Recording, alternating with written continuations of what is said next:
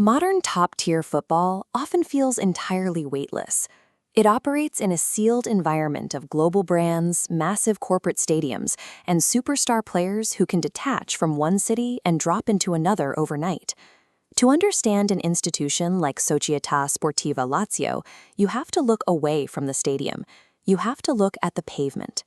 We tend to measure a club's history through a linear timeline of trophies, but Lazio's identity is better understood as a topographical map of Rome, and the precise starting coordinates of that map sit at an ordinary, unassuming bench in a public square called Piazza della Libertà.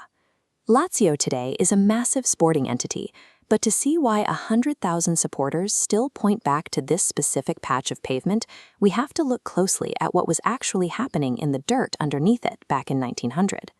On January 9, 1900, 9 young men gathered at that bench in Piazza della Libertà to form a collective. They named it Società Podistica Lazio. They weren't trying to build a football empire.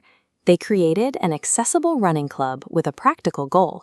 They needed an official team registration so they could enter a local foot race. At the turn of the century, this stretch of the Tiber River was being forcibly reshaped.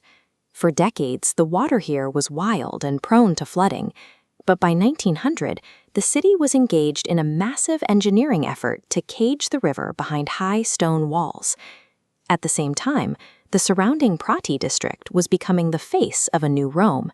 What had been an open, grassy frontier was filling with the rigid, geometric lines of a modern European capital. The founders lived inside this transition. As they saw the city demand more order and discipline from its landscape, they applied those same values to their own athletic routines. The club's initial focus on regulated effort and shared discipline grew in parallel with the streets they ran on. They weren't just forming a team, they were adopting the posture of the new city. In 1901, the map moves a few blocks away to the club's first concrete headquarters, Via Voladier 21.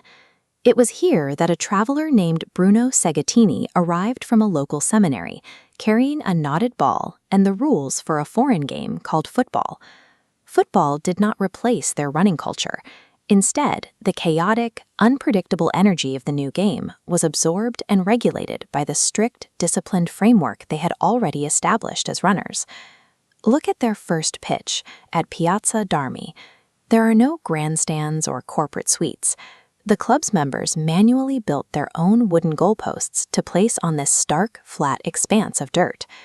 That disciplined, artisanal approach led to a victory in Rome's first officially documented derby just 3 years later. By 1906, they moved again to the Casina dell'Uccelliera in Villa Borghese, trading dirt fields for one of the city's grandest parks. By moving from neighborhood side streets to the city's central green spaces, a private circle of friends grew into a recognizable part of Rome's daily life.